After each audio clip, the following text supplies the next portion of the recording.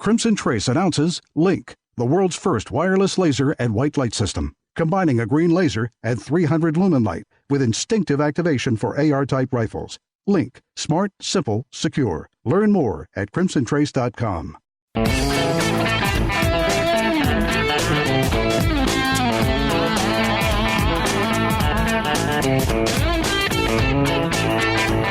The number one national voice in defense of your Second Amendment rights. Gun Talk, available on iTunes and on the free Gun Dealio smartphone app for Android and iPhone. To be on the air with Tom, call us now, 866-825-5486 or 1-TOM-TALK-GUN. Now, here's Tom.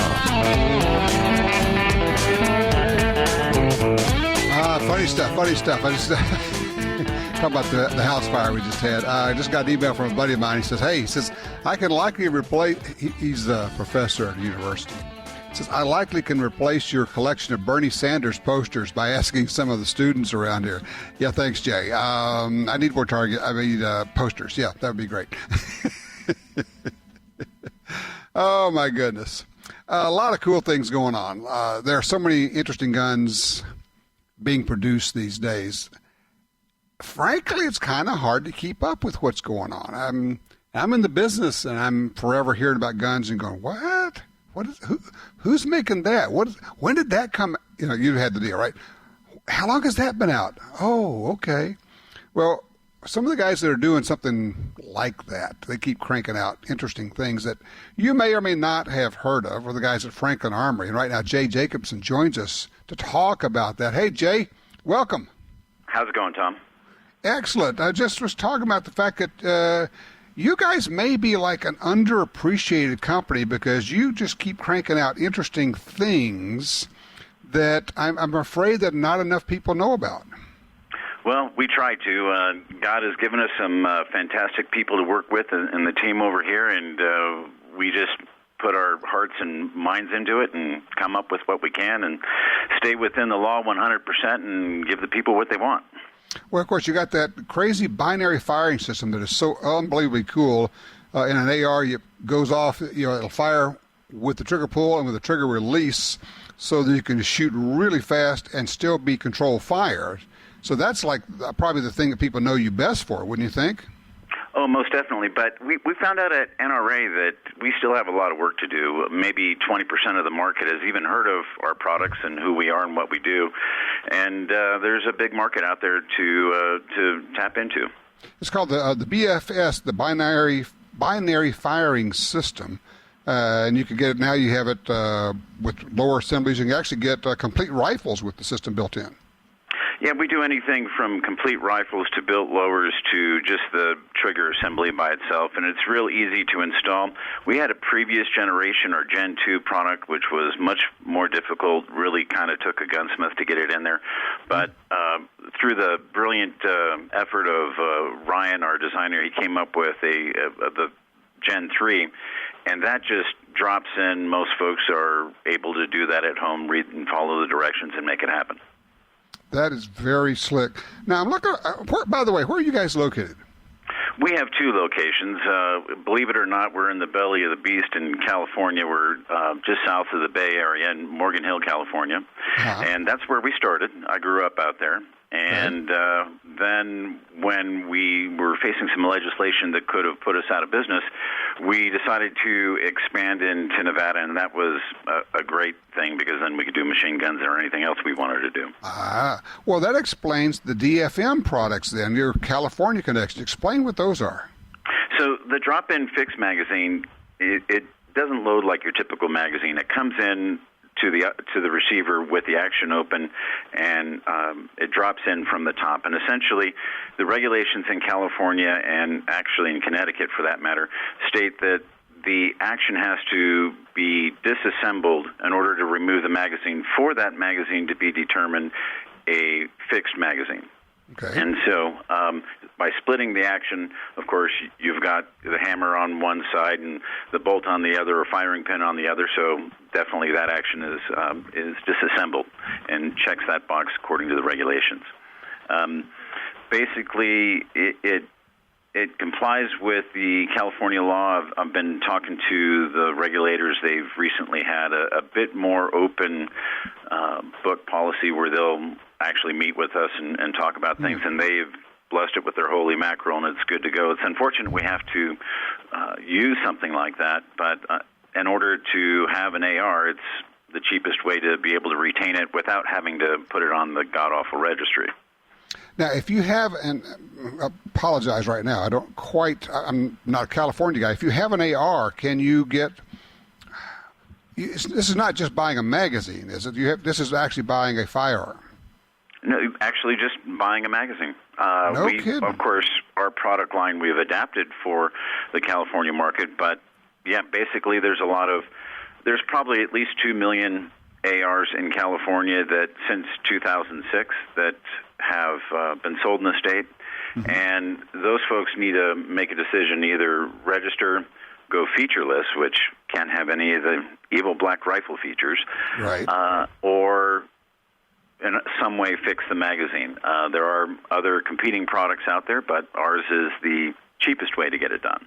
Okay. It's called the DFM magazine then. All right. Now, I got to ask you, what is the F-17 rifles? What is that? So the F-17 series is another great product that Ryan, our fabulous engineer, came up with, and it was the world's first rimfire with a rotating bolt. And then we had to go another step further because Cabela's didn't want to have basically a lot of that carbon going back into the action. So we actually ended up with the world's first piston-driven rimfire as well. And because the system operates at 33,000 psi, it had quite a lot of oomph to it to make everything function. It gets fantastic groups, anything from, keep in mind this is a rimfire and we can't play with the load and so forth, but, right, half-inch groups. The worst ones I've seen have been up to 1.2, but most of them are like 3/4 inch and below, and they've just been shooting fantastically. And of course, because they're piston, you don't have to clean them as often. And I'm not. Did you mention what caliber you're shooting? Oh, no, I didn't. I'm sorry. 17 Winchester Super Magnum rimfire. And the other reason why we got into that with the F-17 series was because it was something that projected the bullet at 3,000 feet per second, yet it didn't violate the state's assault weapon regulations. So, again, it was another avenue to get into California, but what we soon found out is that there's a strong following in that market across the country for varmint hunting, and that's actually, ironically, where a majority of those sales have been. Son of a gun. Okay, now how does that work? How does that not qualify for their so-called assault weapon? Is it because of the 17 caliber? Is it because it's rimfire? Simply because it's rimfire. Okay. Fascinating. And for those of us who don't live there, we're not up on all of the minutia of the craziness. And of course, you've got to know all about that because that's your biz. Most definitely, yeah. Having a facility over there, we assume we're a maximum service customer of the California Department of Justice. All right. So, when somebody's talking to you about it, what is the thing that they either don't understand or misunderstand about you guys at Franklin Armory? I think most of it is just getting the word out. The binary firing system actually is the most prolific design that we had. I think we've done 20,000 units as of last year. Mm-hmm. So, yet still a lot of folks haven't heard about it, or those that do hear about it think that, well, when you're in that third position, if you pull the trigger, what do you do when you release? So, sure. We engineered, because my directions to Ryan, our engineer, were it's got to be selectable, safe, semi, and binary mode, and then it had to be safe. And what I meant by that was that we had to make it so that when you do pull the trigger and you're sitting there with the trigger held back and the range is ceasefire, what have you, mm-hmm. that all you have to do is reach over with your offhand and modulate that selector back to semi, mm-hmm. and when you let go of the trigger, it'll reset to the sear. Okay, so you can shoot it in binary, which you're pulling it and releasing it. It's going bang each time, bang, bang, bang, bang, bang, bang, bang. Then you pull it, it goes bang, and you say, okay, but I don't want it to go bang when I let go of the trigger. You just reach over and flip the lever. Now you can release the trigger, and no harm, no foul. Exactly. And then, if it's a situation where somebody's breaking through your kitchen window, you shoot them with the first shot, and they fall down, and you don't have legal use of force, well, you simply modulate that, and when it does reset to the sear, if the problem develops again, and second accomplice, what have you, sure. You're still there in semi-automatic mode to re-engage the target. Okay. Sweet. Now, you're making complete rifles, complete ARs with the BFS already in it. Yes, most definitely. We tune it for the system to get the best performance out of it. Basically, want to have the cyclic rate at a point where you won't be able to get hammer follow, because you could actually move your finger back and forward faster than the carrier can get into position with some configuration. So what you're really telling me is that you can shoot this legal system as fast as a full auto. My attorney's not here. I probably better not go too far off the edge there. But there's actually been videos online where other folks have done that comparison and actually beat the full auto. Holy cow. All right. I can say it. You can't. All right. We'll let it go at that. All right, Jay. Look, I appreciate the time. Obviously, the website is franklinarmory.com. Anything else that people need to know? Well, just for your listeners, we put up a promo code on our website, franklinarmory.com. We've got one word, all capitals, Gun Talk, and get 10% off for the first 100 listeners. Ooh. And we also have a list of our distributors and dealers on there, so you can buy locally as well. Okay, 10% off for the first 100. Use the code Gun Talk, all caps. Go for it, franklinarmory.com. Jay, thank you so much. All right, sir. It's been a pleasure. Take care. All right, 866-TALK-GUN. Open lines right now. What are you shooting? What's in your safe? What has been in your safe too darn long and you need to take it out and shoot it? We all have that, don't we? 866-TALK-GUN. The Black Hills. There's nothing like it on Earth. The kind of place where characters become legends. Wild Bill Hickok, Crazy Horse, Calamity Jane. Pick any part of the world and you'll find people go there to make it their own. But this is where people come to get made. This is the place that made the people who make the best ammo on Earth. Black Hills Ammunition. If you carry a gun, you need training. Your concealed carry class was definitely not training. But time, money, and obligations keep you from spending days at a shooting school. The trusted folks at Gun Talk can help.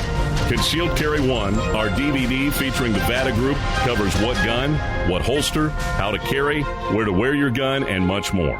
Visit shopguntalk.com. That's shopguntalk.com. Look, this really is life and death. Learn how to stay aware, how to get away, and how to fight if you must. At shopguntalk.com, you can get the 2 DVD set, including Fighting with the 1911 with Tiger McKee. No matter what gun you carry, this vital training info can save your life.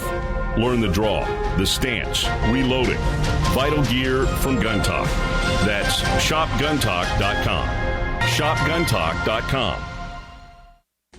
Crimson Trace announces Laser Guard Pro, designed for today's most popular concealed carry firearms, combining a red or green laser sight with 150 lumen light and featuring instinctive activation. Laser Guard Pro takes personal defense to the next level. Available now for the Smith & Wesson Shield. Visit crimsontrace.com to find a dealer near you and to learn more about why Crimson Trace is making laser sights standard equipment. The Springfield Armory SOCOM 16 CQB is a serious package of .308 firepower with a long military background. 10 inches shorter than the standard M1A with a standard 10-round or the optional 20-round magazine. It's a thunderous close-quarters battle rifle that stops, fights, fast. Ghost ring rear and tritium front sights with a 5-position adjustable cheek piece. The SOCOM 16 CQB is ready for anything. Springfield-Armory.com.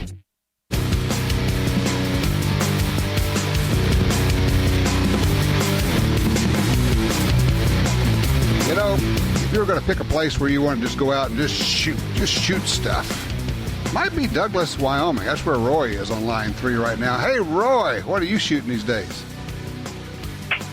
Hi, Tom. I love 38 Special. Okay. I have 2 U-Birdie. They call it the 1858 New Navy because it's in 38 and not 44. 7 3/8 inch barrels, and a U-Birdie 1858 Navy Colt in a 7.5 inch barrel. Really? A Winchester 94 in 357-38, and a brand new Winchester 1866 in 38 Special. You're having fun, aren't you? Oh, yes. And those Remingtons are beautiful, and they shoot so sweet. That is, I love the fact that you got all of these in 38. Your single action revolvers and your lever actions. That is pretty darn nice, man. That's one big pile of ammo, and you can shoot a lot of different guns. Hey, Roy, appreciate that range report. That is just terrific. It makes me salivate just thinking about shooting those. Line 2, Frank's with us out of Talkeetna, Alaska. Hey, Frank. Howdy do, Tom. Frank here. Listen, I wasn't able to get in when that gentleman with the AR system was speaking with you, but having one arm, would that system be way too dangerous? I don't have one, and so what I don't know, I'm probably doing the same thing you are. I'm picturing it if you pulled the trigger and now you did not want it to fire when you were going to release it, where is the lever? And can you reach that? I'm guessing you probably need the other hand to flip that lever. That's what I was guessing, but I thought I'm thinking that's the case. But you know what you ought to do if you're really interested in it? Give these guys a holler. I'm sure they have their phone number on the website. It's franklinarmory.com. And just give them a holler or shoot them an email and ask them. I'm sure they'll fill you in on it. And they'll tell you if they say, yeah, it's not quite right for that. They'll probably do that. It's just a case of I'm not sure if that selector switch is available. Do you shoot right-handed or left-handed? I shoot left-handed. Left-handed. So if you're, I just don't know. I can ambi the selector switch. Right. You could ambi the selector switch, and that's why it may end up working out because I'm thinking there, if you could work that selector switch with your thumb, it might work. I would give them a holler and ask. It might be a pretty cool solution to, that'd be pretty sweet. But tell you what, and once you find out, give me a holler in the next week or so. Let us know, okay? I shall. Do you have time for one more question? I do. Go for it. I just bought the Mark IV Ruger 22 Semi, and I've been a Ruger fan since I was 20. I'm now way, way, way older than that. This appears to have the worst trigger I've ever encountered. Really? Are you familiar with it? And what I have one. About it? I have one, but mine does not have a bad trigger. Mine feels like I'm slapping a loaf of frozen bread. That's a great description. I love it. I would think, how long have you had it? 2 months. Okay. And you probably shot, a few hundred rounds through it, but this point, it's probably broken in. Give Ruger a holler. Okay. And they're probably going to say, hey, look, send it back. Let us take a look at it. If one got out that's got a bad trigger, they want to fix it for you. So give them a chance to make it right for you, okay? Thank you. Will do. Great All right. show. You know I love it. Thanks, Frank. Appreciate that. Tom's in Omaha. Actually, Omaha, Maine? That can't be. That's got to be Nebraska. N.E. Okay. Hey, Tom. How you doing, Doug? All righty. Question on suppressors. Have you heard anything about the delays on wait times on suppressors being... I've had one for over 10 months on waiting for it. It's taken up to a year right now. A year? Well. Yes, sir. Okay, because the last time I bought one was 6 months, and before that it was 8 months. So. Yeah, well, what has happened is that everybody has gotten all excited about suppressors, and they're buying suppressors like crazy. And where, it used to, I would bet we have had a 20, 30, or 40x increase in applications and registrations with suppressors, and it's just bogging down the system. So, 10 to 12 months is kind of the norm, and it's frustrating. I've got some in NFA purgatory also, so I know what you mean. Okay. The second question I had was now for ammunition to fire on these suppressors. They always say, subsonic now. Are they talking like, what do they call subsonic? Like a 147 for a 9mm or... Yes, generally it's like a 147 grain for 9mm. It's going to be subsonic. What you're looking for is a load that is under 1,100 feet per second. Just as a rough guide, it could be 1050 or so, depends. But if you get under 1,100 feet per second, you're probably good. In 9mm, the 147 grain bullet. In 45, pretty much everything is subsonic. I'm trying to think. In 40, almost all of them are supersonic. It's pretty.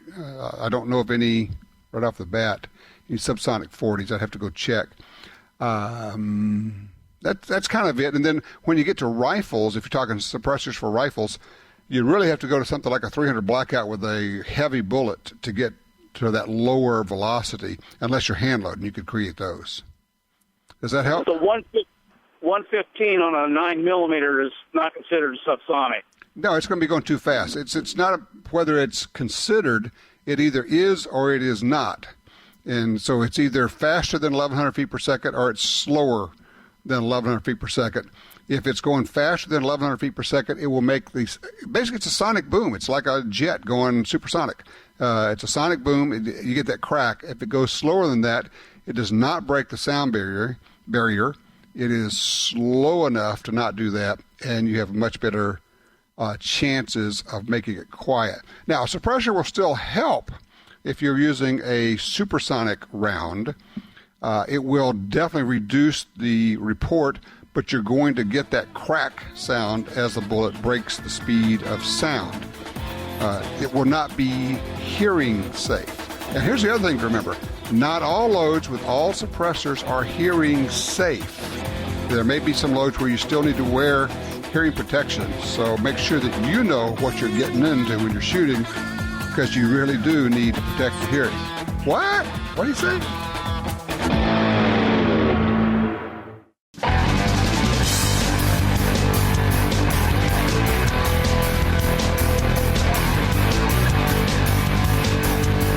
Sign up for our Gun Talk newsletter and join the Truth Squad at www.guntalk.com. Now, back to Gun Talk with Washington Times opinion page regular contributor Tom Gresham.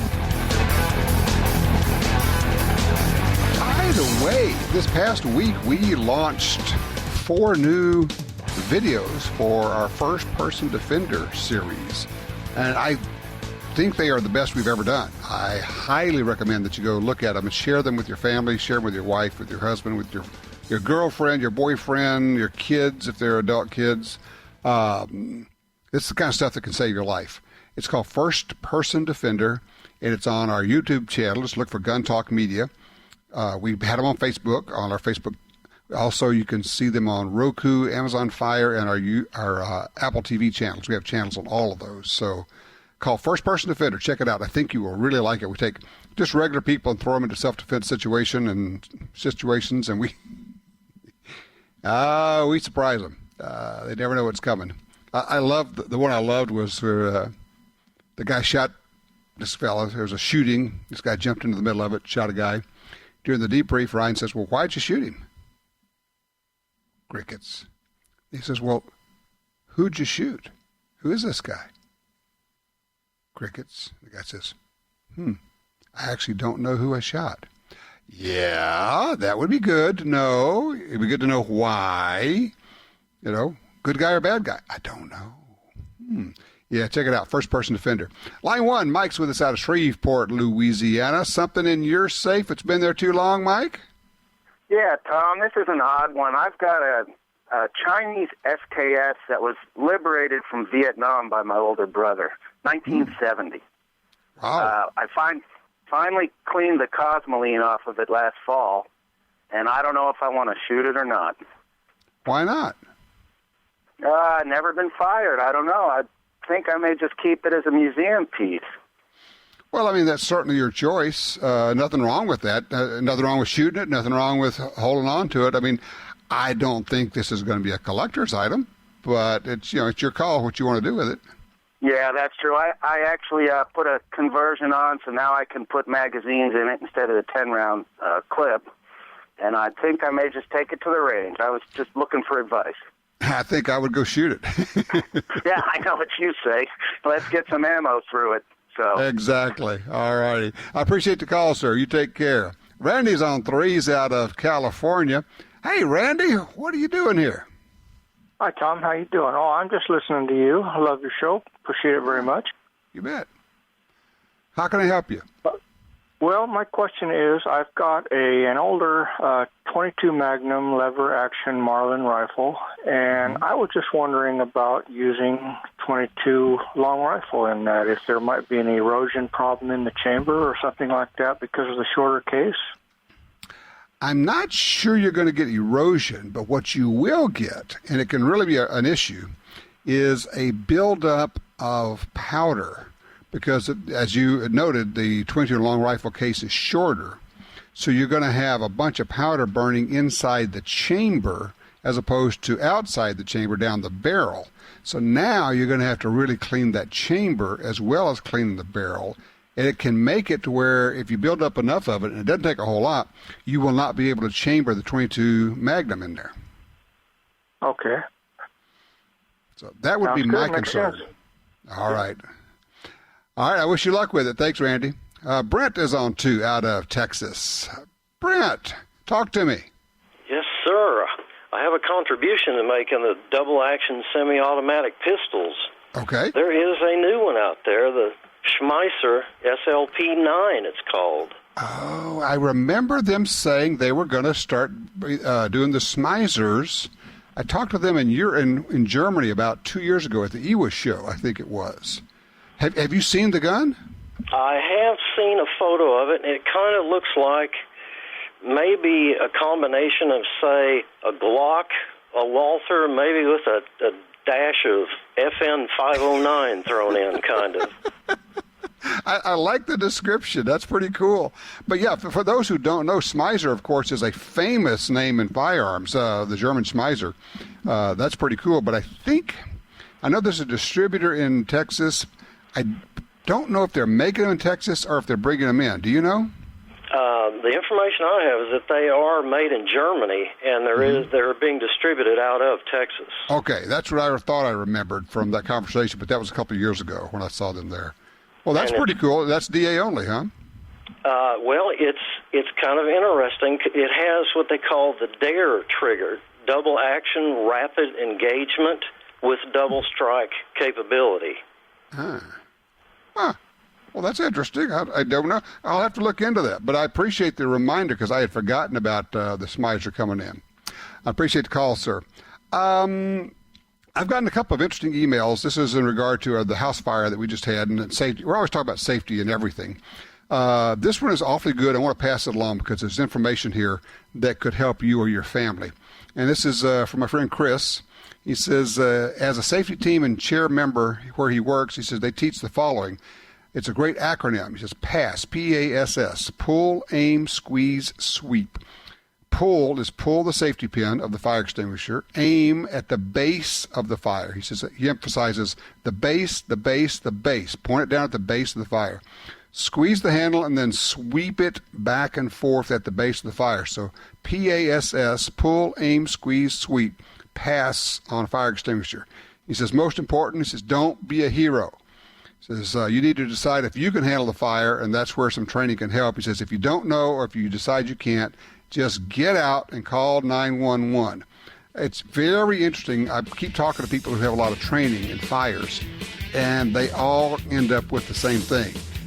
Don't be a hero. Just get out and call 911. Take care of that. All right, let's see. 866-TALK-GUN will get you in here. If there's a gun on your mind, one you're thinking about buying or one that you bought that it's sitting back in the safe and you're thinking, hey, I haven't shot that thing in a long time. Which one would you reach back in there and pull out and say, hey, let's get reacquainted again? 866-TALK-GUN.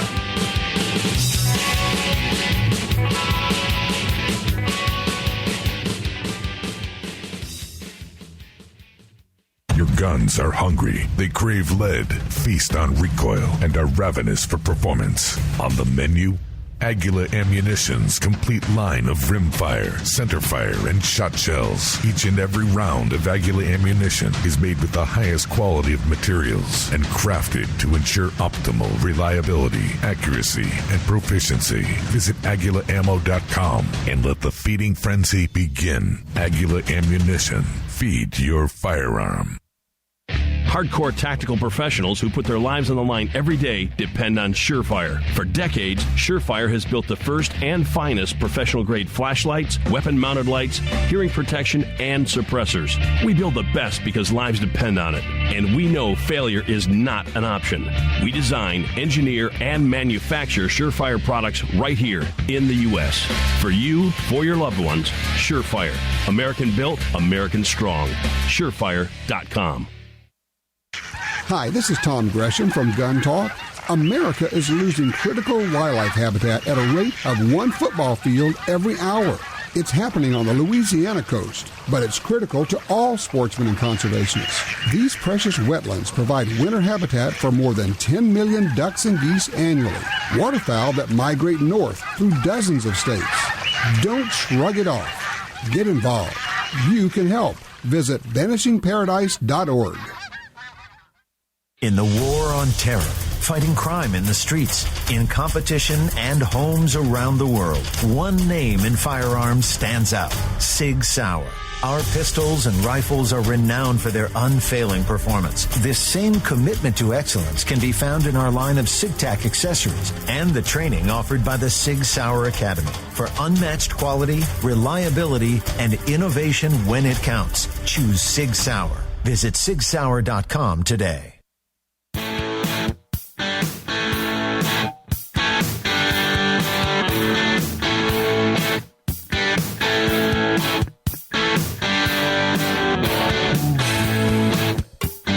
Back in the 866 Talk Gun, get you in here. I'm Tom Gresham. If you've stumbled upon this show and you're going, what are they talking about? We're talking about guns. Well, it's called Gun Talk after all. Come on.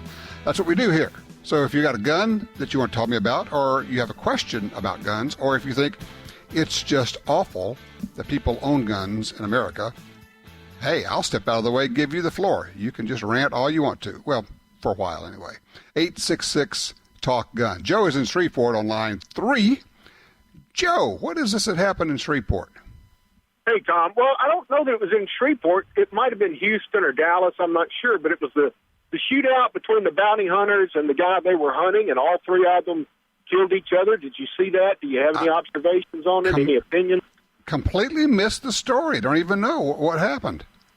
Well, apparently, 2 bounty hunters approached the guy who they've been looking for in a car dealership, and there were several places where you could find video on it, and it was a short video, but in about 6 seconds, 3 guys got off 20 shots and successfully terminated one another.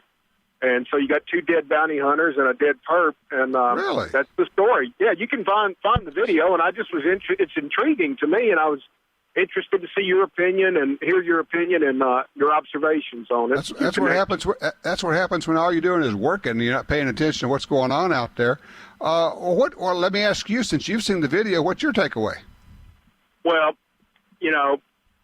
just in a cursory sense, I don't know why they would have approached the guy in that particular setting. That seemed like just kind of bizarre to me because there were other people in the dealership.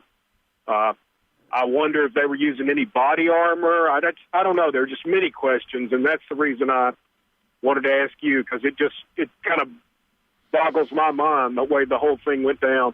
Well, I mean, without knowing any particulars on this case, there have been a number of troubling incidents with the quote-unquote bounty hunters out there who are operating as though they're quasi-law enforcement, many times armed, many times with body armor, many times using less than smart tactics and endangering other people. And in the end, what are we doing here? We're bringing somebody in who skipped bail. I don't know. It's just, from what you're saying and what I hear, you're concerned. I share your concerns about that. I'll look into that. I'll take a look at the video, see what I can find out. I appreciate the call, sir. Let's see. Bill in Arkansas, line 4. Hey, Bill, Tom Gresham. What's going on? Yes, sir. Well, I felt compelled to give you a call. You just give a listener some information that is very, very hazardous. Okay. The gentleman from California that wanted to know if he could shoot long rifles through his 22 Magnum, and you advised him about residue buildup, et cetera, that's very, very dangerous information. The 22 Magnum has a larger base diameter than the 22 long rifle, and he can have shells rupture. The barrel, who knows, could. You're right. You know what I was thinking, Bill? And you're right, exactly. The reason that you can do that in the Ruger convertible is because they have 2 different cylinders and different chambers. I was in my head. I was thinking about I was shooting 22. I was thinking about 22 long rifle, long and short, and going with the shorter ones there. But you're absolutely right. The 22 Magnum has a larger diameter case, and so you could end up with a split case. Yes, you surely can. I've had that problem. Many of my friends have come out to me and say, help me out. And that's what they had tried to do. And they'd have a 22 long rifle jammed and a 22 Magnum rifle. I am sure glad you caught that, because in my head, I don't know why, I was thinking about shooting a short or a long in a long rifle chamber. And in that case, you can get the buildup of the powder, and that's a problem. But no, you're exactly right. You do not want to try to shoot a 22 long rifle in a 22 Magnum case. That would not be smart. I am so glad that you helped me out on that. We're all helping each other. And I may be working with a little bit less than normal capacity. We've been dealing with an awful lot in the last few days, so I appreciate the help. In fact, we're getting lots of help from everybody. Everybody, just said, hey, what can I do? People are coming over to help. They're helping carry stuff out of the house, taking it to storage, helping us. Just, it's awfully rewarding when people just come out of the blue and just offer to help. We are moved by it all. Line 2, Casey is in Carson City, Kansas. Hey, Casey. Hey, Tom. How you doing? Good. Great. I'm sorry to hear about your fire. Appreciate it. Hey, no problem. Yeah, I was a maintenance supervisor at a nursing home, and part of my job was to give every new hire 40-hour safety class. Okay. HASCOM, and which is pretty tough to do for 40 hours, but we managed to get through it. But at the end of the fire part of it, we taught them how to use a fire extinguisher, how to put fire out on people, and all this. But in the end, you're a healthcare professional, not a firefighter. Take care of your patients, get them to safety, and let the fire department put the fire out. That's really good info. You're not a firefighter. You do have a job, and the job here is to take care of the people, and that in that case it's the people who you're being paid to take care of. But in our case, it's our family. It's a matter of managing the priorities, and sometimes we get caught up in things and going, well, I can put this fire out. I'm just going to throw this out, once it gets bigger than about a bushel basket, it's time to get out, call the pros, because it can go from that, if you even remember what a bushel basket is, it can go from that to the whole room is engulfed and the flames are ripped across the ceiling, and that's what happened in our house. In 5 minutes, it went from a fire the size of a stop sign, my wife described it, to that room's burned up, and now it's into the new room, and the flames are going all the way across the ceiling. So, get out, save yourself, save everybody else. Everything else, as we always say, is just stuff.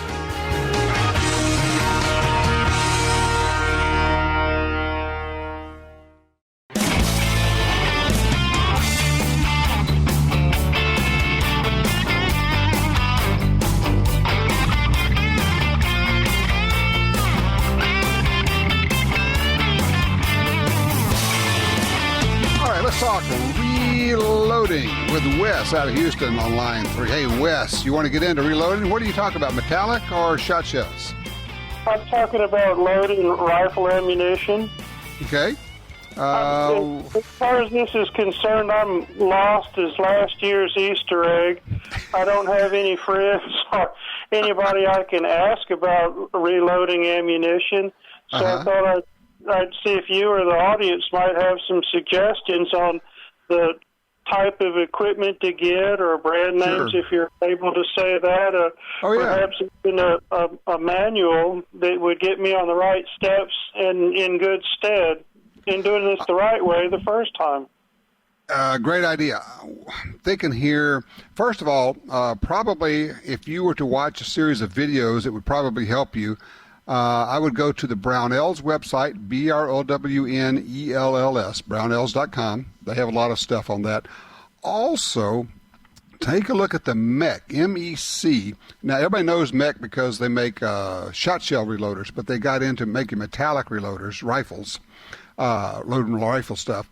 If you go to mechshootingsports.com, they have a link to videos there as well.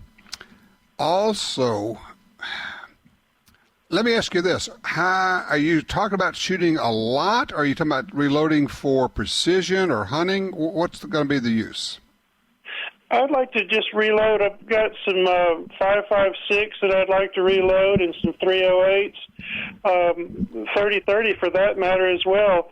Should be a combination of target practice and hunting. I'm going to suggest that you probably want to start with what's called a single-stage loading press as opposed to a progressive, which loads a lot of ammo. With a single stage, you can customize your loads, and you can learn the process easily. And the manufacturers who make that gear, there are a number of them, RCBS, Hornady.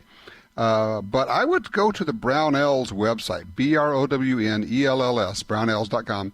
They have tons of information about that, and you can find it there. And also maybe on YouTube. And we have not done any videos on hand loading. Otherwise, I would suggest that. Also, these companies that make bullets and the ones that make powder, loading powder, all have loading manuals. You definitely want to buy a loading manual because there's tons of information in there that you will learn just by flipping through and reading stories and reading the how-to and all of that.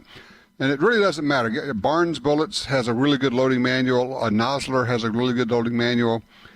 Just get one of those and then start watching the videos, and then go to a gun store around there or call around and say, look, who can teach me reloading? Are there reloading classes? Sometimes the big gun stores, somebody like a Carter Country in Houston, might even offer reloading classes, and that would definitely be a good way to go, because the transition between what it looks like on video to actually doing it yourself can be a little bit rocky.